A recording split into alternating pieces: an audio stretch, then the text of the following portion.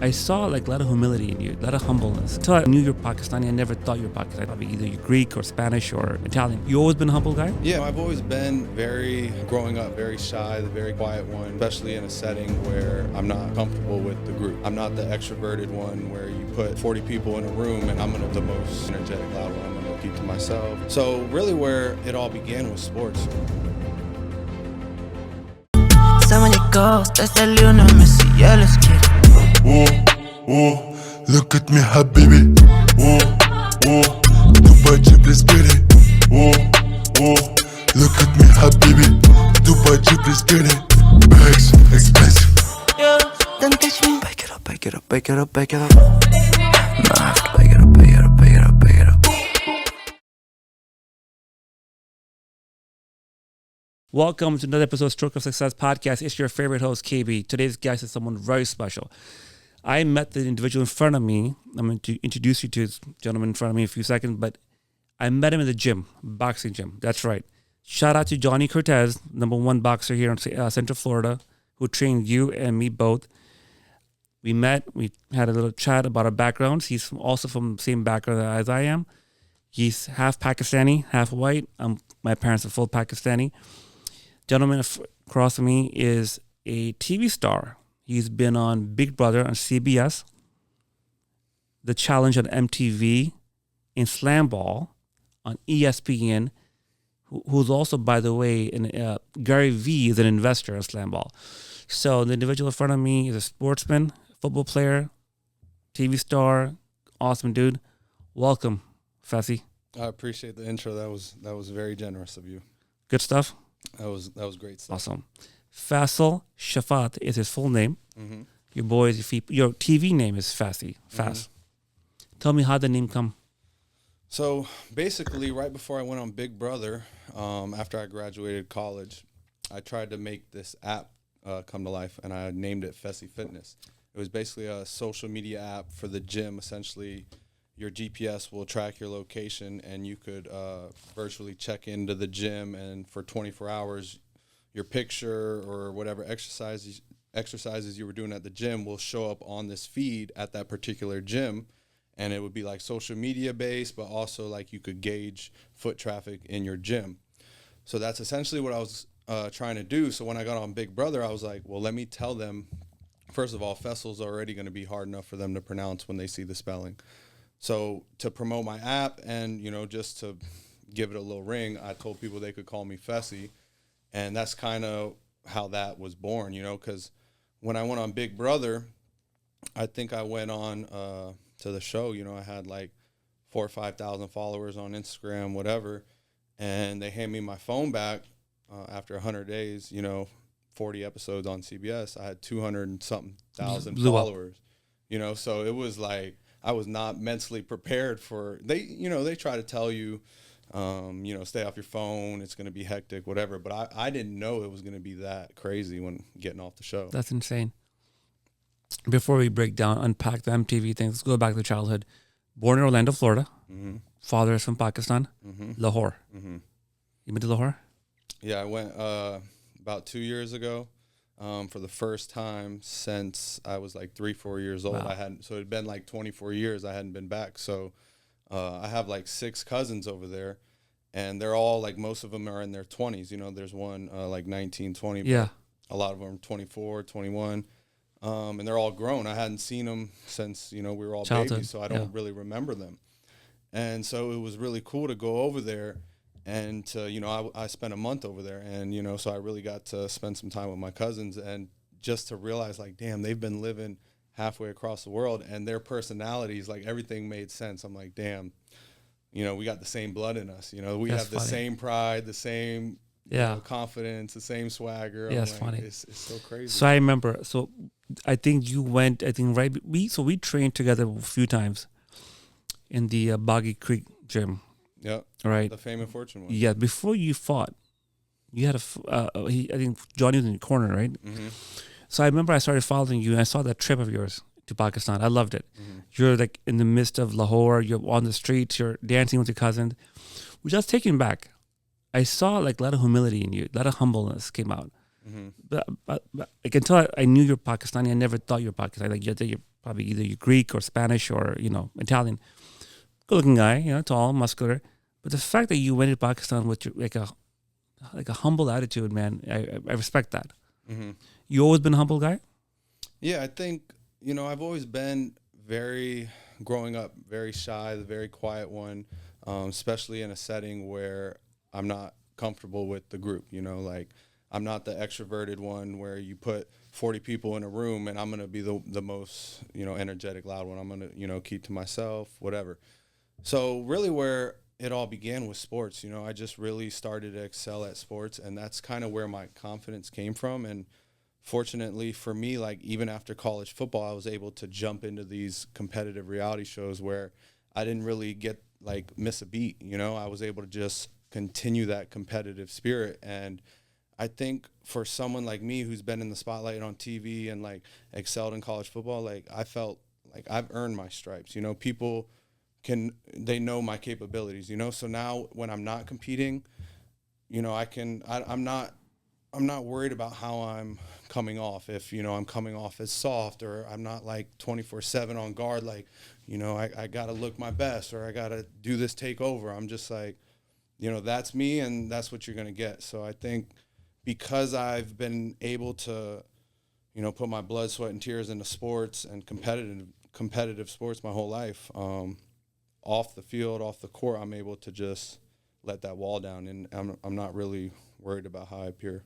That's awesome. Confidence. Mm-hmm. Let's go back to childhood. What did your father do when you were born? So growing up, my mom, when I was real little, she was like a nurse at like a private doctor's office. But then she really just became a stay-at-home mom. And dad was a used car salesman. So, a lot of Pakistanis, they have that dealer license, that auction license. And I myself have one now, and I do that part-time too. But growing up, that's kind of what he did, and it was kind of cool. We always had some cars coming in and out, but it wasn't like, we were bankrolling, high. It was, I had a roof over my head and everything, but, it's not like if I wouldn't have got a college scholarship, like they didn't have money saved up for me to go to college, or, they didn't have money to help me buy a house. They had money to feed you. Give me food, shelter, and they did phenomenal job of that. And, we just always had enough to get by, and I was thankful for that. Where'd you grow up in Orlando? What part? Dean Road, Dean and University. Yeah. Okay. So you middle class? Yeah, I would even say, especially growing up, we had a smaller house. We didn't have, the big 2-story Humble. luxurious house. Yeah. How many siblings do you have? I got one brother. He's 21 years old now, my size, which is crazy to think about. And then 28-year-old sister. She actually just got her doctors in nurse practitioner. So, good for her. Yeah. Good for her. Yeah. Parents are still together? Still together. All right. So you're Muslim? Muslim. Yes, sir. How was that, being raised in America to a white mother, Mm-hmm. Pakistani father, Muslim household? Mm-hmm. Did your mom practice Islam? Well, when my dad and mom got married, she converted. Okay. But just over the course of time, she wasn't the most religious person, didn't practice as much.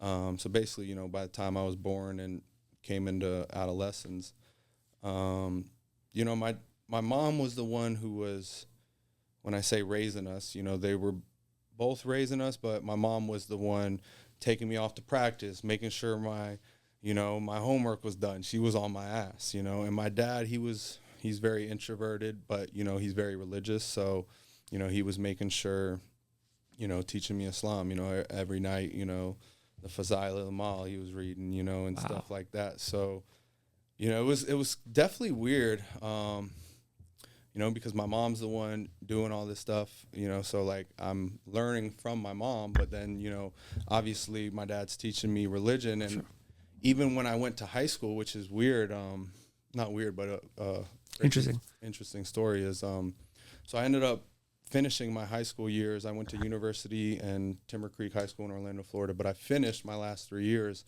at a private school. It's called Orlando Lutheran Academy.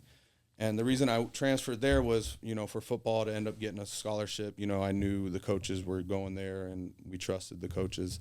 Ended up working out for me. But I was in theology class. It was mandated by the school, and it just really just made my faith stronger in Islam. It just makes sense to me. And at the end of the day, it's everybody believes in what they believe in, and I feel like there's definitely a higher power, and we're gonna have to answer one day to somebody. I think as humans, we can't fully comprehend it. Everybody tries to wrap their head around it, and like you have the scientists and the atheists and all this, and it's like, I just think humans, we just can't comprehend what's ahead. You just have to have faith, and some things are just bigger than us. That's true. So and that's where I think I'm with you.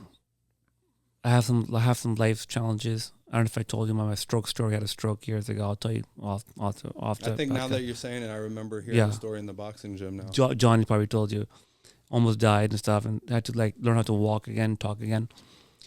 And you sit there in the bed in the hospital. You can't. My whole right side couldn't move. You're like this, and you have someone feeding you ice chips, and it makes you really think like there's something more than this, something bigger than us. Mm-hmm. Back to your story, man. So, lower middle class, Orlando, father sells cars. Mom was a nurse, but she went away. Stay-at-home mom. Raised 3 kids. Mm-hmm. Were you ever looking like man, okay, I'm going to go back for a second. Did your dad have a lot of Pakistani friends? Yeah, early on, he had a couple, especially in the car business with him, his partners. But they weren't, around in the house as much. Sure. So, to where, and his family wasn't over here, to where my dad was speaking Urdu in the house daily. It was my mom in the house, so we're speaking English, and all my friends in elementary coming over and football team, everybody's speaking English for the most part, that's really why I didn't pick up on Urdu. You didn't go to Pakistani dinners, parties, like uncle parties growing up? Not as much. Not as much as you probably did, being full blood. Full blood. Okay. Would you ever approached by Pakistani people like, hey man, at the mosque, hey, what's your name? Let's go hang out. All right, come over. Growing up, or not really? I mean, we hung around, cultured people. We had Pakistani people here. The crazy part is my dad's brother, my uncle, he used to live here when I was growing up, and his visa ended up expiring. This was like back in the day, 20 years ago or whatever, like around the time of 9/11. And I guess before 9/11, and you could confirm this or not, if your visa had expired, this is the story they told me, you didn't really have to be that on top of it where you had to make sure it was renewed right away. They cut you some slack or whatever. But then I guess after 9/11, they were real strict or whatever. So my uncle's visa had expired. Long story short, he had got deported or whatever, and he got put on the waiting list. He had to wait, 10, 15 years, and he came back in 2014 after, 15 years of being away or whatever. So I've been around Pakistani people. My dad had, Pakistani friends and stuff. And we go to Jummah on Friday prayers. I grew up Goldenrod. Okay, yeah. It's one of the landmarks mosque here. You watch like Bollywood movies at all? Are you familiar with Bollywood? Yeah, no, obviously I'm blanking on what's his name. The King? Khan. Shah Rukh Khan. SRK. Yeah. Yeah. I've seen he's awesome. What's the one where he's the agent, he's always the agent, yes. I feel like. But he's like has a brother and his dad's the general in the army, gets killed, and he goes and goes undercover at the high school. Yes. And his brother's name's Lucky. He's got the ponytail. Long hair. Yeah, what is that? He comes in at the professor. Yeah. Mahuna. No, he's a student. Mahuna. Good movie. Yeah. That's a great The guy's movie. still around. 60 years old. I've seen on social media there's his house on top of the hill and it's got the gates. He's amazing. He comes out on his birthday. There's parades and stuff. It's like, damn, that's wild. I'm a huge fan of his. His story is interesting. Came from nothing. Made a name for himself. In that world, most of the people have family in the industry. He has no one. So he came from nothing. That gets to me. And he's still around, dude. 60 years old. Like 6 packs. I mean, of course, they have a lot. He's 60 now? 60 years old. Still kicking butt. So you're familiar with Bollywood stuff. Good stuff. Okay, interesting. The food. We talked about the food last time in the gym. Like, bro, let's go have some dinner one day. Mm-hmm. You like the food at all? You know, my go-to in Orlando, Florida is Sizzler, right next to Up No Bazaar and that little. My boy owns that restaurant. We Yeah, should go. Muhammad, right? Yes. His Oh, you name? know him? You know Mo? Yeah, he's skinny, right? Skinny kid. Yeah, I met him because either him or his friends owns the venue, Okay. and my buddy Justin Silva, he's a comedian. He rented out the venue, and I met him there, and Okay. he said he owned it. I was like, man, I love your restaurant. He's amazing. Chicken, Yeah. that chicken 65, and I know that's not a traditional like Pakistani Sure. dish, More Indian. you know, but I love chicken 65. Yeah. That's my go-to there. Yeah. We should. We'll do dinner, man. He's a good friend of mine. He's supposed to come on the podcast soon. Actually, he wants to talk about his story. Okay. He's like a restaurateur. He's blowing up. Good guy. Amazing guy. I follow him on Instagram. Yeah, I've seen I'm his happy stuff. for him. Good kid. Okay, so the food's good. All right, the food, like you went to Pakistan. Mhm. How was that? This was in 2020, I believe. Okay, Yeah, I believe it was 2020. talk to me. We come off the plane, man. Born and raised in America. You know, Mhm. get off the plane, Lahore. What was it like, my man? I mean, my cousins picked me up, and then what was crazy was going to their house is actually, so my dad's sister, my aunt, she married, her husband was a general in the Pakistani army. So basically my cousin's grandparents on their dad's side, was a general in the army. So they live on the army base in Lahore. Very connected. Yeah. Lahore, Kent. It's called. Kent, right, Kent, yeah. So, you know, we're going on to the army base, and, you know, they were like, turn the lights on in the car, right? And I was like, why? They were like, it's just protocol or whatever. And then, so we show them our ID or whatever. And then one day we were coming in, and then they pulled us over, and they're like, IDs or whatever. And I didn't have my passport, but I had, like, I guess my driver's license. They're like, they were fussing about me not having a passport. And then they name dropped their grandfather. And then they were like, all right, have a nice day. And I was like, damn, that's crazy. Strong. Yeah. What'd you think, man? The vibe, in your opinion, like, how would you describe it? There's definitely a lot of soul out there. And that's one thing, you know, that you don't really see as much, I guess, in America. You know, some cities have it, but I guess in Orlando you don't really see it. Some parts you do, but yeah, the soul, just, I loved walking the streets and eating the food. It's like, what is the thing you get in the morning, the chickpeas? Yeah. It's like a couple bucks. Puri, aloo puri. Aloo puri. Yeah. Halva puri. It's amazing. Yeah. The round puri is a bread, very fattening. And the chickpeas, and they have the sweet halva. It's like a sweet, it's called halva. But anyways, yeah. I know halva. It's amazing. The Lahore breakfast is amazing. What did I think about it? Well, I was over there a month. Yeah, bored? No, there was stuff to do, but we were, you know, actually we were, what is it called? The hotels that the generals are gifted. Or there's whatever. one called PC. There's a bunch of them. Specific hotels for the Yeah. connected ones. Yeah, I'm forgetting.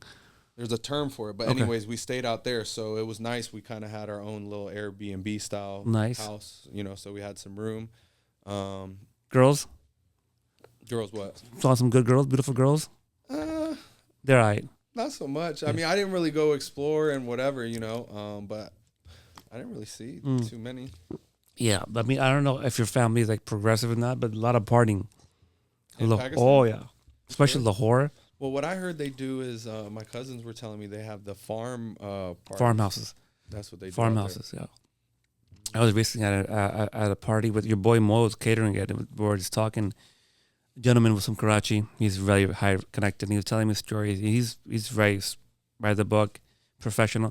But he was telling me, he goes, man, KB, like there's trays of things being passed around, dinner table, party favors, if you will. Like alcohol is no big deal in the upper class part of Pakistan. Like here in America, if you're Pakistani, 9 out of 10 times you're sitting with friends and family, you don't drink. You know, you're not supposed to drink by the religion. And if you do drink, you can't drink in front of other people. They over there, like, they don't care. They have raves, MDMA. They have everything. It's insane. Yeah, I just never was into the rave music because my cousin, when I was out there, he was like, "You want to go to a rave?" Or Yeah. whatever. I was like, I'm surprised you didn't go. I'm like, I'm good on the rave. I'm not. You know, You're not a party guy. I mean, I feel like in college and after, it was cool for a while, and then it was just kind of like, you know, I'm 32 now, so I've traveled all around the world, and it's like, it's not only about partying. It's like I went out with all the MTV cast for years and years, and all these crazy venues that were hosting us, and everything's free, and people are there to see us. So, you know, it's kind of like for me to go out in Orlando or do something, it's like Whatever. yeah, unless we're celebrating something with the friends, a birthday or a big achievement, and we're going to a nice venue, I'm not going to downtown Orlando anymore. Just for the weekend part of it. It gets annoying. It gets old. Yeah, I'd rather go rent a boat and be on the lake, you know, chill, catching a tan. That's kind of what I'm on nowadays. So let's go back to the MTV. We didn't even start with the MTV. Let's go. So where did you? So you wanted to be a football player. Mm-hmm. That was a goal at one time to be NFL. Yeah, so when I was in high school, I played ever since I was Pop Warner, Mighty Might. You know, I played tackle football since I was, 8, 10 years old, whatever it was. Then we get to high school, and, you know, freshman, sophomore year, I'm pretty good. I'm starting, you know, making plays. But I think my junior year is when I realized, you know, my coaches sat me down, was like, hey, you got a chance to go play college football. If you take this serious, you can't take no plays off. You know, so they really instilled that confidence in me my junior year. And then from my senior year, you know, I kind of just dominated, got a lot of college offers, and then ended up going to college on a full scholarship. Broke a lot of records at the tight end position, got All-American twice. So I did what I had to do in college, but I wasn't supposed to be like a high draft pick or anything. If anything, I was supposed to be what they call a priority free agent. So right after the draft, I was expected to get a call, be like, hey, we're bringing you into camp. So I was like, cool, as long as I get a shot, you know, that's all I need in my eyes, you know. And that call never came. So that was kind of like, you know, as an athlete, a lot of times you put all your eggs in one basket. There's no plan B. Yeah. There can't be a plan B, you know. That's how your mindset has to be. So I think that was kind of a blessing and a curse because, you know, obviously I didn't get, you know, to go play in the NFL. But that kind of essentially drove me to, I guess, apply to those TV shows, and the competitive part of me has made me excel on those. So, you know, they say when one door closes, another one will open. Well, sometimes you got to kick your foot through the damn door. You know what I'm saying? So you saw an ad online for like a MTV or a CBS show. How the whole world come about? So I was watching Ninja Warrior, and I was like, and I know everybody watches. What year was this? This was 2017. Okay. 2017, I believe I was 25 years old, 26 years old.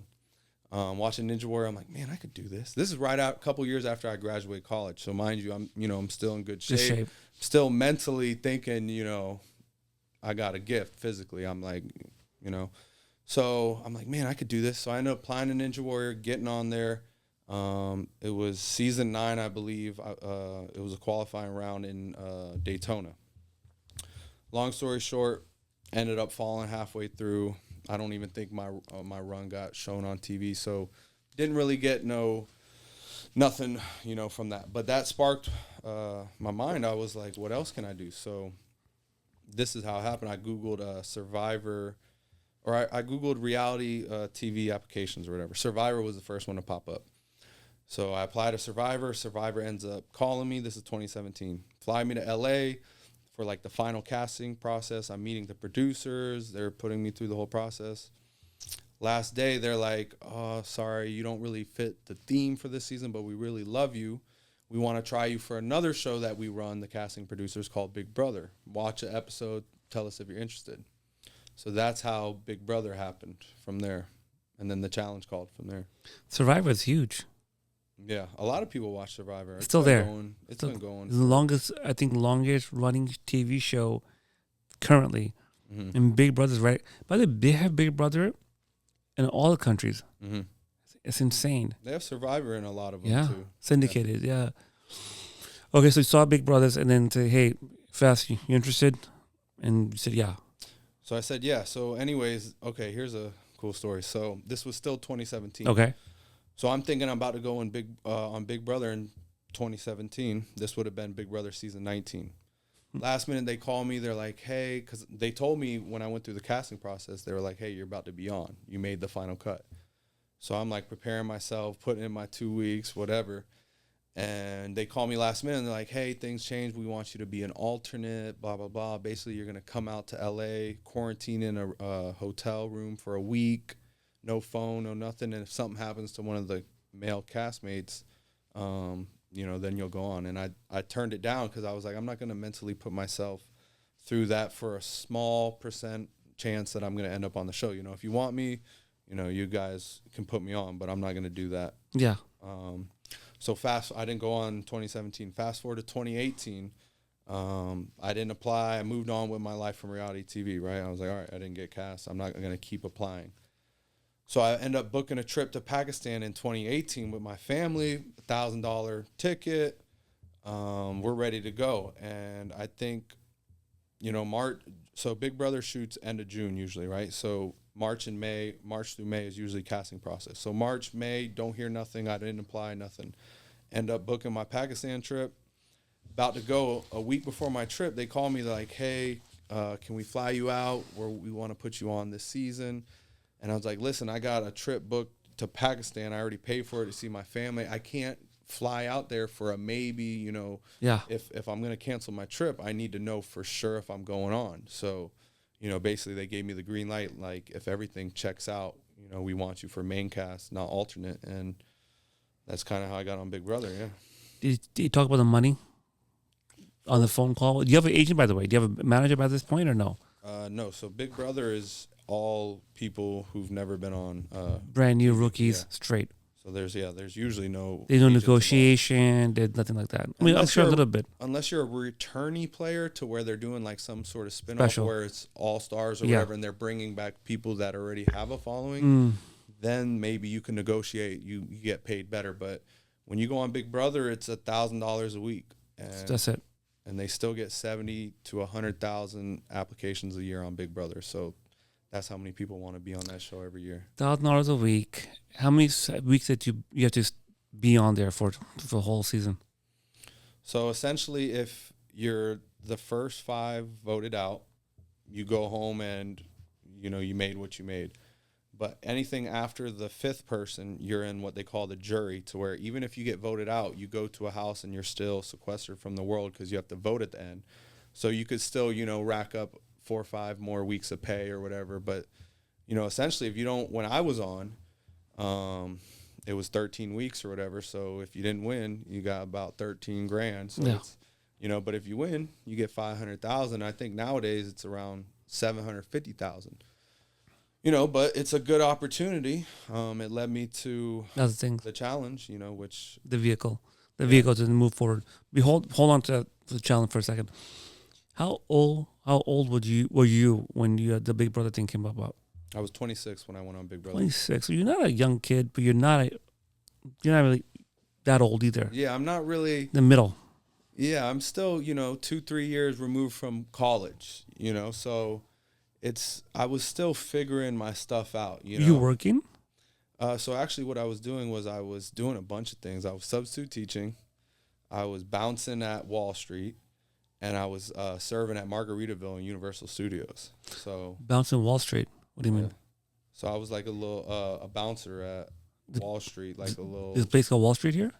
Wall Street, New York? in Orlando. Oh, okay. Yeah, it's like a little strip of bars. Okay.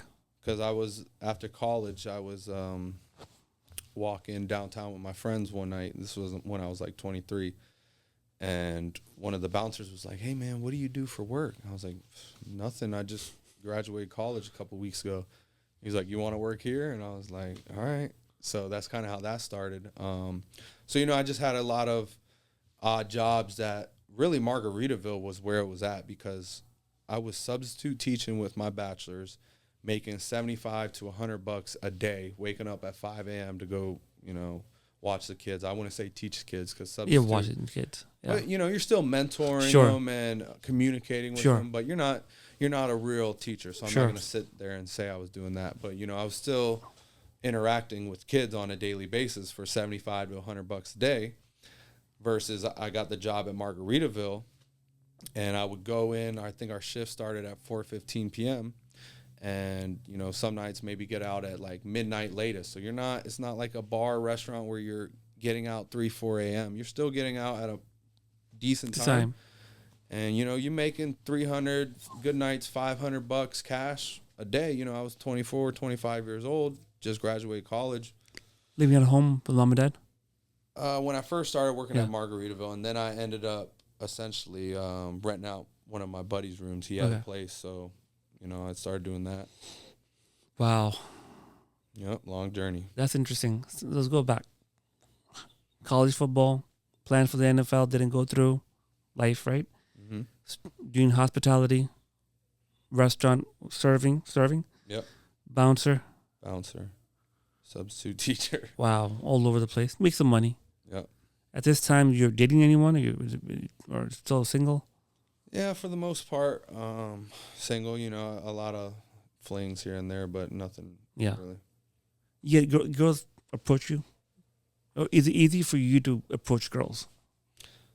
I mean, to be honest, like I have a girl now for the past year, but even before that, even before I got on TV, like I didn't approach women. You know, I tell people all the time, I try to illustrate the story on TV. I'm like, in public, I'm usually an introverted dude.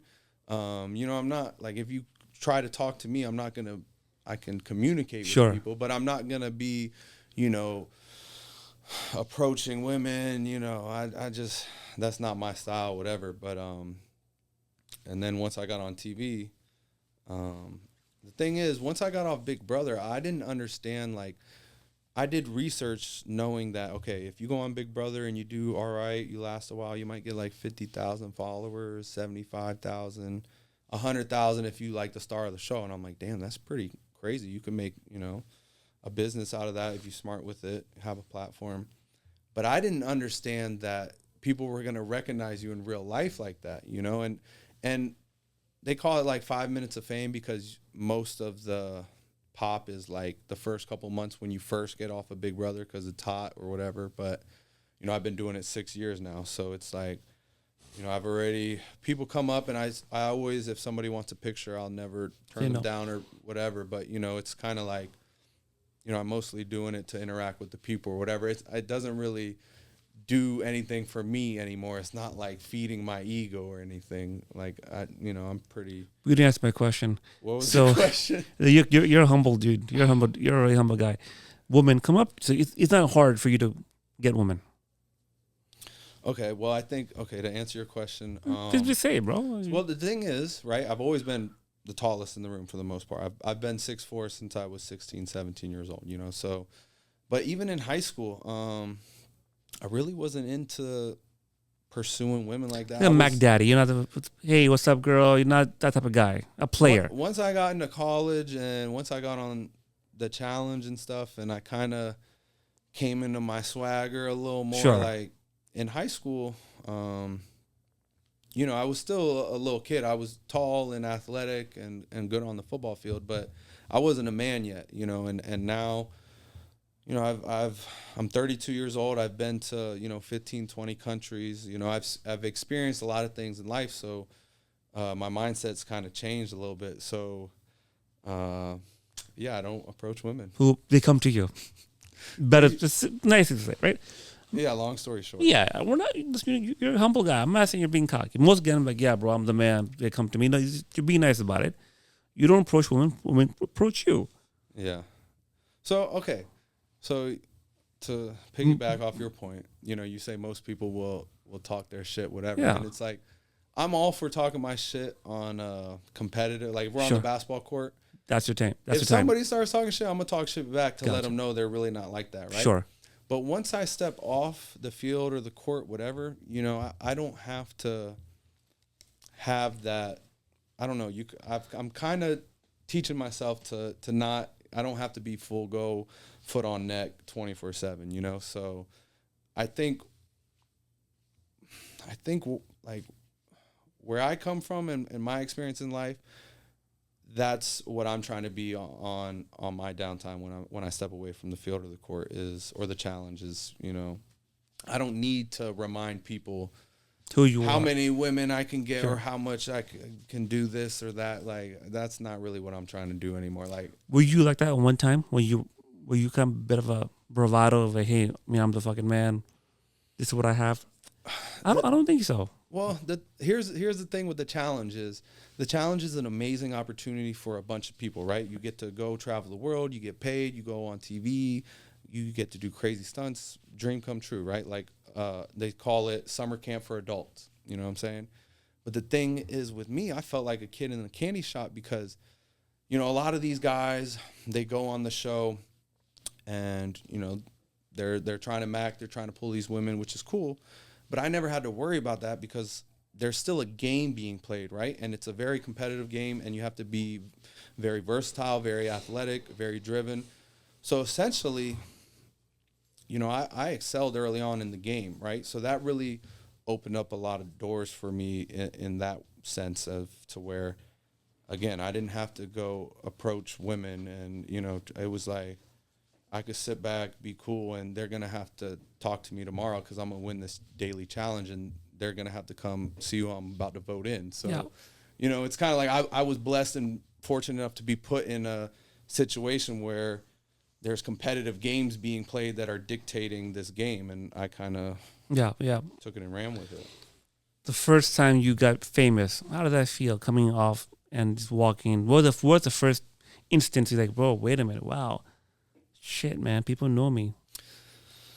Yeah, that's the thing because, I want to say famous. Well known in certain demographics, but it's a different reality than, say, someone like a Tom Cruise, right? Or he's up here. Or Shah Rukh Khan, they're up here, right? Because yes, they're famous and a lot of people know them, but they're compensated enough to where they can isolate themselves, right? 100%. Reality TV is, yes, a lot of these people on the challenge have won millions of dollars in prize winnings and made a career for 20, 30 years off of it. And you can make 6 figures a year doing reality TV. Don't get me wrong.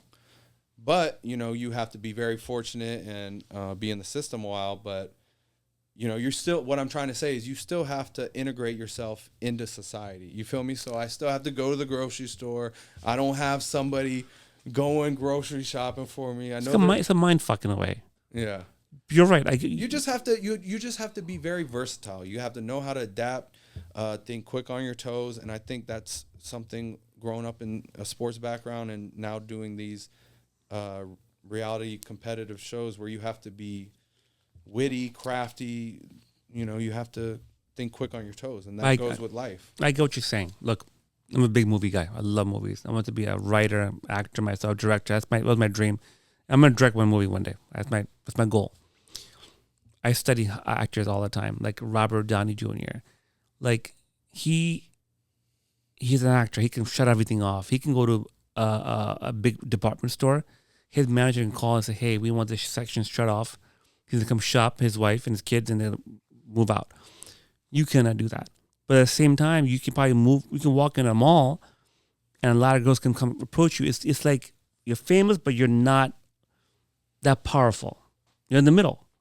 Yeah, the thing is, when you go on reality television, right, you have to have a plan getting off, especially if you're going to do this continuously. Where, like, someone like me, I've been blessed to do it 6 years now. That's a big deal. Some people have done it. There's people 15, 20 years they've been on TV, so that's been their whole life, that's their career at that point. But you have to have a plan when you get off. You can't just piss down the side of your leg when you get off TV, going out, traveling, doing every appearance, just to get your name out there. And next thing you know, you're spending all your money. You don't have nothing to show for it, and that's one thing I've tried to incorporate the past year is, I had a decent savings account and I felt like I was on top of the world because I was making some money from these TV shows and promotions. And I'm like, I don't have anything to show for it. Sure. Like at one point I was paying $900 for a Chevy RST 2021 jacked up $65,000 truck. And I'm like, what am I doing? Like, it was fun. It was cool to have it, but I don't need that. I need to buy the house. So smart. I traded the truck in, I bought a house, and now I'm living a little more in my means because I already lived that flashy lifestyle. A lot of people chase it and whatever, and I'm still trying to grow and whatever, but I'm trying to be realistic. In other ways. it's about being realistic, right? A lot of people, especially with the social media era, is they love to, it's their highlight reel, right? They love to impress the world. Look what I'm doing. Look what I'm doing. And the thing is, bro, I've been doing it 6 years continuously. Look what I'm doing. Amsterdam, London, Dubai. Like, I don't need to show everybody what I'm doing anymore. Like, it's one thing if it's for business and promoting your brand. Different. Flood everybody's timeline. Like the brother, the Logan Paul guy. That's what they do. That's their brand, right? Yeah. The Paul brothers. Yeah. But you're a little different. Well, they're an influencer. Yeah, They're an you're right. influencer. I just so happen to be on television shows, you know, but you have to learn how to be an entertainer, because that is a huge factor in the reality business, you know. You ever thought about doing acting, like getting acting and getting into Hollywood? So I've actually done 2 acting gigs. Okay. I did a low budget film. The budget was around $90,000. The director flew me out to Long Island. I shot a movie. That's awesome. I had a proposal scene, a kissing scene in it. And then I did another series with that same director. So I've done a couple, you know, low budget films. That's just a whole different route than reality TV. Another whole different world. Yeah. Do you make some money from acting at all? Those were, I make way more money on reality TV than I made on these particular acting gigs. It wasn't for the money, probably. It was just this was to get my foot in the door. See how it goes. Yes. Modeling. The thing is, people, like, when I came on your podcast, people were like, "Oh, you're a good looking dude." I'm like, I'm not a model, dude. There's people that look like I play football. Like, you know, I just so happen to be tall, dark, and handsome. I'm a good mix, but you don't think you're good looking? I know you don't like it. You don't like to hear about it. I'm saying, okay, everything I got has been because my competitive drive, my ambition, right? It's not like I got where I'm at because I'm good looking. I had a helmet on my whole life. Yeah, I get it. I get you saying. It's not like the face is but it helps though.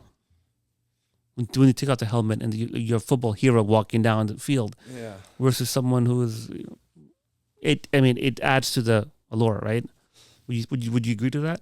Yeah, but I feel like, it's more than looks. Looks is it's all about how you define looks, right? Yeah. Because what's attractive to somebody might not be attractive to the next. So what I think the most attractive thing is confidence. You know, it don't really matter if you 6'4" or got 6-pack abs or you drive the Maserati. If you walk around with that aura like you the man, people are gonna be drawn to you. Let me tell you something. Tall guys are very much like the thing. And me and my buddy talk about it all the time. And he's like, I'm about 5'11", he's about 5'10". He's like, bro, listen, man, like the reason I don't get those type of girls because I'm not that tall. I'm like, no, man. And then he sent me these videos on YouTube. This guy is like your height. And they have this little test they do. They walk in New York City or Miami, and there's a bunch of girls coming here. And the guy behind him has a camera. And they bro, it's true, guys. I never understood it until now. Tall guys typically get more females. I asked my wife. And my wife's answer was like, he goes, the one of the things why she liked me, because I was tall. I'm not tall as you are, 5'11". But I guess it makes the woman feel safe. I don't understand that. Makes sense a little bit. Yeah, I think that's definitely what it is. Maybe that's, you know, something they see as where they feel safe or feel like they could be provided for.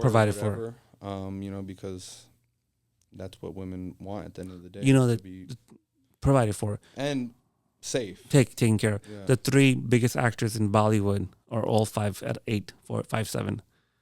Shah Rukh Khan. All those people on TV. Salman Khan, Amir Khan. The 3 Khan, they're 60 years old. They're still ruling that industry. They're 5'8", 5'7". All them angles. In Hollywood, Bollywood even. Bollywood's crazy. It's even better. You could put any angle you want. Yeah. Stepping stools, the whole 9. You know, but Channing Tatum he's a good looking guy. He's tall.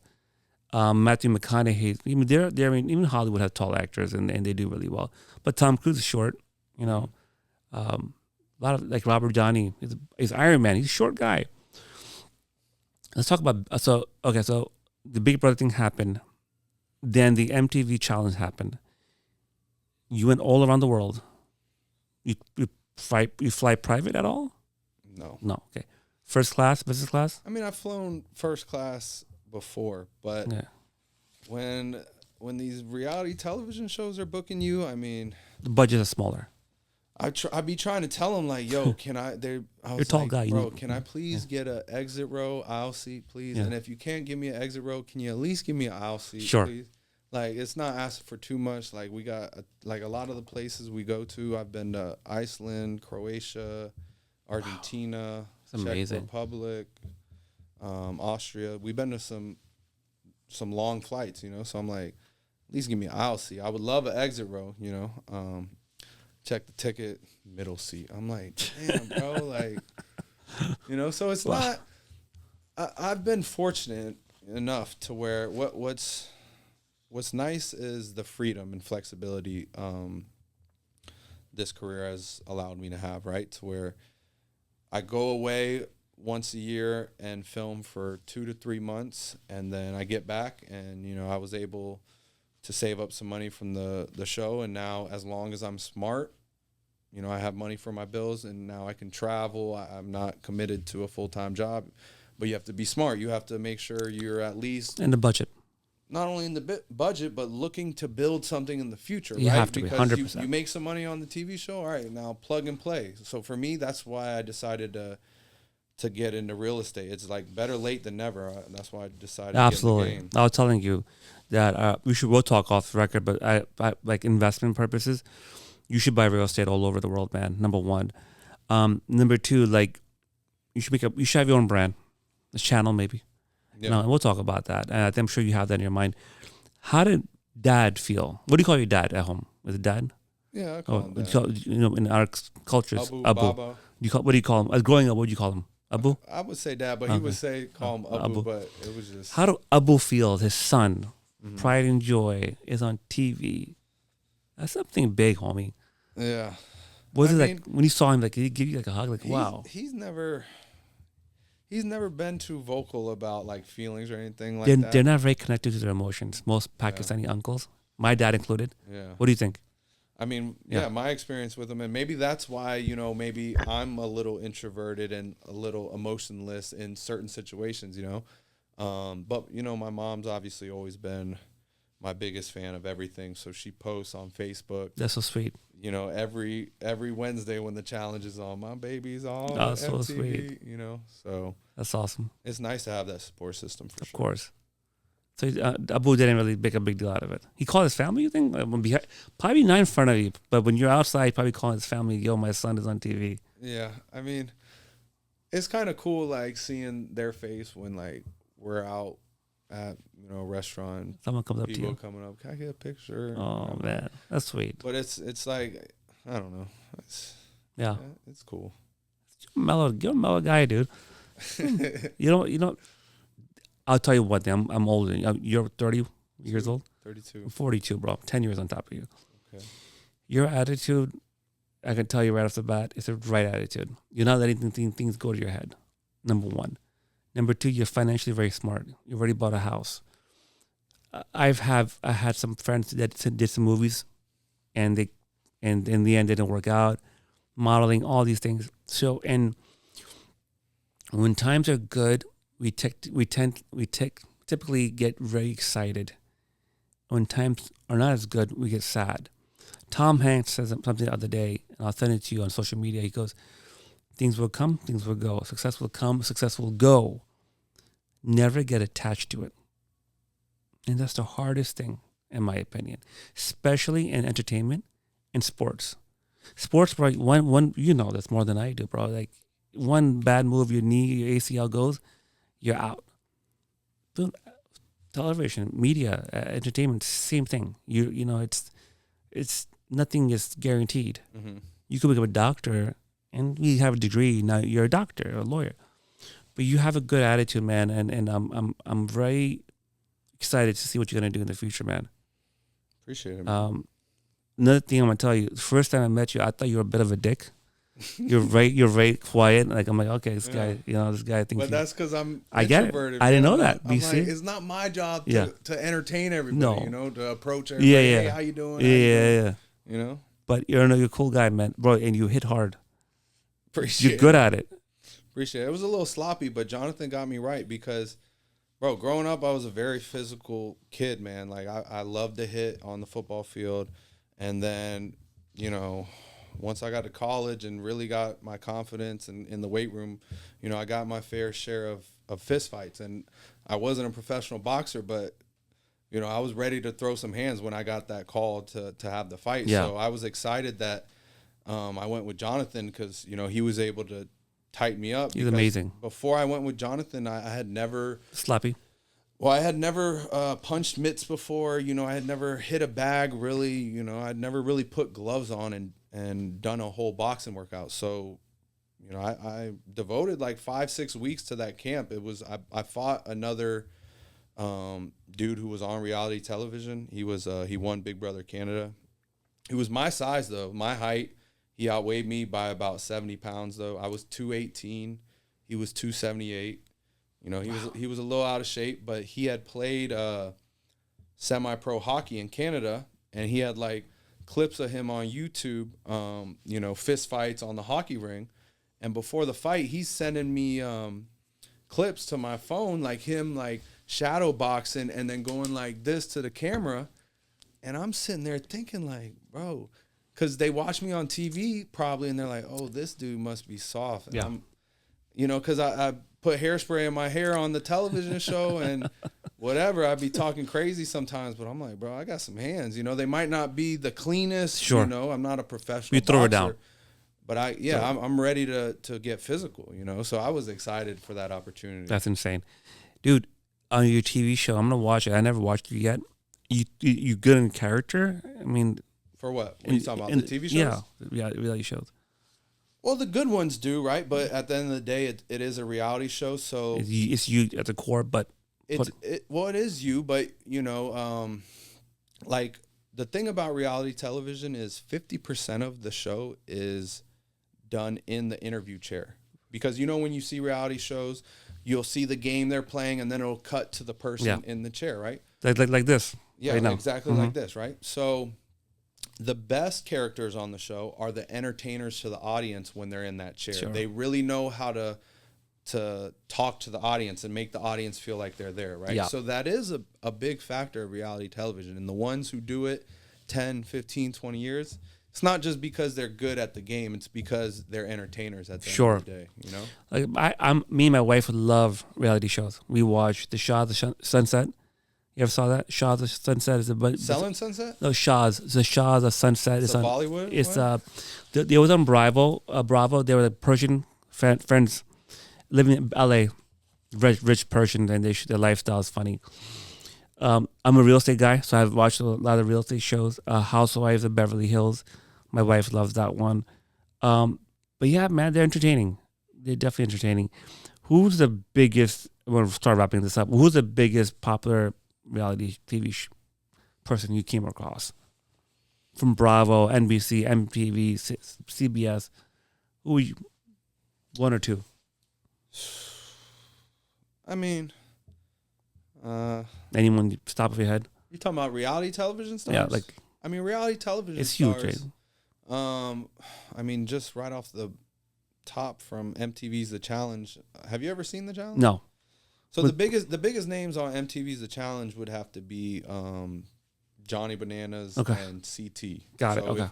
If you watch The Challenge, you know, you got to know those two guys. Those two guys have been doing it Long time. 20 plus years, and they've won 5, 6, 7 times. So they've won millions of dollars Wow.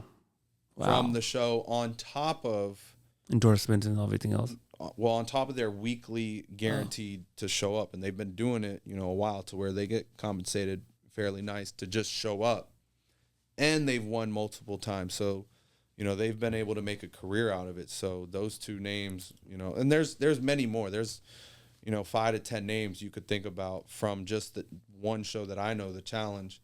But they're going on season 40, you know, and the thing that makes The Challenge so special is most, at least on like reality television shows, these like competitive ones, like Big Brother, Survivor, mostly they bring in random newbies, right? Meaning you haven't been on television before, right? So it's just one and done. You get one shot at winning the big money. If not, that you get your little 5 minutes of fame, then you move on with your life. Where The Challenge, they've created this system, in this pool where they could pull from any reality show, and now you're in this system where they run these back to back, sometimes 3-4 of these challenges a year. So you know, it's a good little thing to get in, but you have to learn how to be mentally strong, because it comes, you know, everybody wants the fame until everybody's nonstop on social media telling you what they think about you, you know? So you got to be mentally strong. You ever take, you know, some bad mouthing, some people talking crap about you on social media? How do you take that? How are you taking the beginning versus now?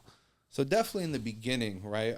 Because the biggest negative, I guess, about reality television is misperception, right? The misperception people have of it. So that's what you're dealing with nonstop. People are commenting on a situation, but they don't know all the facts, right? Sure. So at first you get defensive. You're like, what? That's not how it went. I'm going to tell you how it is. And then you just start to realize that this is just the nature of the beast. These reality television shows these games are made to stir the pot, to create drama, to get people, the viewers, to comment their opinions on it, controversial opinions, you know? So it comes with the gig. You just have to be, like I said, confident in yourself and just be mentally strong and know your vision, right? Like, ever since I got on the challenge, I get a lot of hate because when I got on, I was very vocal about me thinking I could win it, or me thinking, you know, I was the big dog on the show, right? Because I got on, I saw all these guys who are, you know, a lot of people think I'm a cocky dude, right? I got on, these dudes are like real cocky dudes. And I'm sitting there thinking, in my head, I'm a competitor. I'm like, I could run circles around these dudes. And they're talking crazy. So I'm like, all right, I'm in the interview chair on my first season. Like, I'm about to win the whole thing, right? So anyways, when I fell up short, I didn't win the big money. You got people online want to say, haha, that's why, like, I could win 3 challenges in a row, competitions, but they'll be like, haha, that's why you didn't win the final, you know? And you just have to be so locked in on your vision. The mindset. Yeah. You believe in law of attraction? Yeah. What you think about, you bring about, would the thoughts you put in there, would you put the thoughts you put in the universe, or Allah, or Jesus, whatever you believe in, you know, eventually it comes back to you. Your practices in your life? I think you have to definitely think it before you achieve it. You know, as cliche as that sounds, it's only crazy until you do it. And yeah, I think positive manifestation, prayer, whatever you want to call it. You know, yeah, sure, you can get lucky and hit big and fall into success, but 99% of the time, the formula is going to be the same. Man. You know, just put your head down, dig deep, and work hard. And, you know, there's going to be some long nights. There's going to be months, no income, this, that, not knowing what's about to happen. But like I said, as long as you have confidence in your abilities and you're a driven individual. And faith. And you got to have the faith. You're Muslim? Mm-hmm. You practice? Yeah. Interesting. Mm-hmm. It is hard, though, you know. It's hard. In Islam, you have to pray 5 times a day, you know, so. Fast. Ramadan was over. I was fasting. I missed a few. I got sick. But dude, sometimes I'm fasting, like wow. You know, you probably know in the sports world, like, yo, I'm fasting, bro. Like, okay, they're drinking water. They're drinking black coffee. I'm like, bro, that's not dry fast. That's intermittent fast. Like, okay, I get it's a big deal, you know, but the Ramadan fast, that's tough. Yeah, and one thing as I got older, you know, what I've started to realize about Ramadan is it's not just the food and water, you know, it's fasting your ears, your tongue, watching what you say, your eyes, what you watch. Your thoughts. So, you know, it's you got to be very devoted in Islam, and I just know when I start to stray away, I know the path to get back right. That's awesome. Know? That's good, man. Good head and shoulders. What's your daily, 2 last questions and we'll get it wrapped up. What's your daily routine for success? I'll give you an example. For me, I get up, I do gratitude, I do visualization, close my eyes, think about the day, the month, the year, 5 years ahead. I do my goals, present tense, I am this, I am that, I have this, I have that. What do you do? Well, I think before I leave the house, one thing, this little thing is I make sure I make the bed. I know you're 42 and you have a wife, and You have kids? 2 kids, yeah. So I make the bed for them you too. have a whole household, so Yeah. you already Yeah. know the routine. Yeah. But I got a girl now.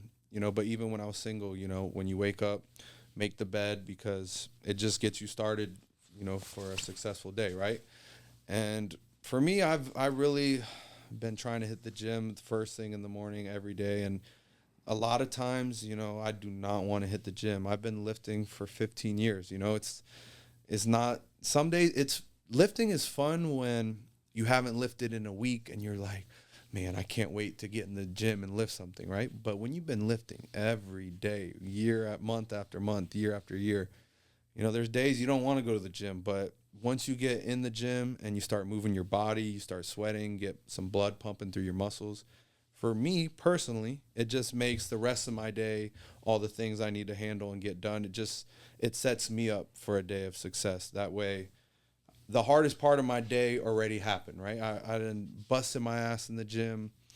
So now whatever bullshit I'm about to have to deal with and phone calls and people people trying to stop me from being great today. You know, you're definitely going to run into problems throughout the day. Of course. People aren't going to be reliable, whatever. So yeah, that's kind of because what I do is I'm an entrepreneur. I sell cars on the side. I got some businesses starting up, but You hustle. I'm a hustler, but essentially, 6 months out of the year, I'm away filming, whatever. So when I'm back, I just have to keep my body in tip-top shape and then my mind, because like I said, you have to dig deep, and it's about longevity, because it could get taxing on your mind, not knowing if you're about to go on the next season. Am I going to have to pivot and start a business here? Am I going to have time to start this business? And it's kind of just having that confidence that, you know what, if I put my mind to something, it's going to get done. And I'm going to have faith in God that whatever is best for me, he's going to make sure, if that's not what was best for me, then okay, he has something better in store, and that's the mindset. But you put the work into it and leave it up to God. Yeah, every time. You have to put the work into it. Yeah, you definitely. People sometimes, I'm just meditating and have, God, Jesus or Allah. No, you have to put the work in. And it may not go according to your plan, but at least you tried. Mm-hmm. And leave the rest to God. That's what I think. Yeah, I think, if you're not a hard worker, or you just, passive. What is the word when you're lazy, passive? What's the word I'm looking for? Yeah. I don't know. I'm going blank. But anyways, it's okay if you're praying and, just for a peace of mind. It's different. Right? Yeah. And you can still pray for that. But, if you want results, you have to work. And that's just it. Black and white. What's the future looking like, my boy? What's the future looking like for my boy, Fessy? What's the plan, man? Getting married? Kids? That I'm taking it slow on. But I am only getting older. I turned 33 in October. So, I would say maybe in the next couple years we'll start diving back into that question, but I still got some things I want to do. I just invested in my first piece of real estate. Amazing. I love it. So I kind of want to see how that goes, and I think I've been doing these television shows for 6 years now, so I definitely want to win one. I think that would be a goal to put on the board. Just put a cherry on top, like cross that off my to-do list, because it's kind of hard to step away from something I've been so close to achieving, for the past couple years. So yeah, definitely want to win the big money on the challenge if I do get the opportunity to go back. That's for sure. Inshallah. Awesome, man. Fez, thank you for doing this, my friend. So happy we connected. We should have dinner soon. We don't live too far away. I live in Lake Nona. You're in St. Cloud, so we're right on the road. We'll get Johnny Cortez out there, have dinner with him. We'll do a part 2 soon. Okay. Love to have you. Have so many other questions for you. Where can we find you? Everything at Fessy Fitness. Pretty simple name. Instagram, TikTok, Twitter, all Fessy Fitness. You have a fan page too. I got a couple of them. Yeah, I saw that. Yeah, they're very active online. I'm like, for the months I go ghost on social media, they make up for it. Because if I go look at one of my friends or fellow castmates' photos, they're commenting under it or whatever. I saw that. They're on top of it, man. That's interesting. You know people that are doing this for you? Like, I mean, just... Well, I've met some of them at, meet and greets or whatever, but a lot of them don't even have their face. So I know, 4 Yeah. or 5 years when I first got off television, I knew their names and stuff, but a lot of them, they tweet daily about different reality shows and whatever. So it's a black hole, that reality television fan base. You could sit there on Twitter all day and get into all the TV shows and what people think about it. I try to stay off. When I first got off TV, you wanted to see what are people's opinions about me. You see enough opinions about yourself, you're like, damn, I don't give a damn what you think about me anymore. Yeah, I get it, man. That's amazing. Listen, I'm really proud of you. As an older brother looking at you, man, like you have a good head on your shoulder. You're focused. You have discipline. This is a recipe for success, man. I'm telling you. I made a lot of mistakes in my life. If I can go back, a lot of them will be correlating to discipline. And having a plan. Having a plan is crucial, and it seems like you have one. So, once again, thank you for jumping on. Appreciate you. Find you on IG, YouTube. You're on YouTube soon. Yeah, I'll be on there soon. Awesome. YouTube short. I'm gonna start my own podcast. Let's do it, buddy. Good Get stuff. It all started up. Well, thank you for coming on, man. Appreciate you having me. Thank you, buddy. Thank you, bro. Yes, sir.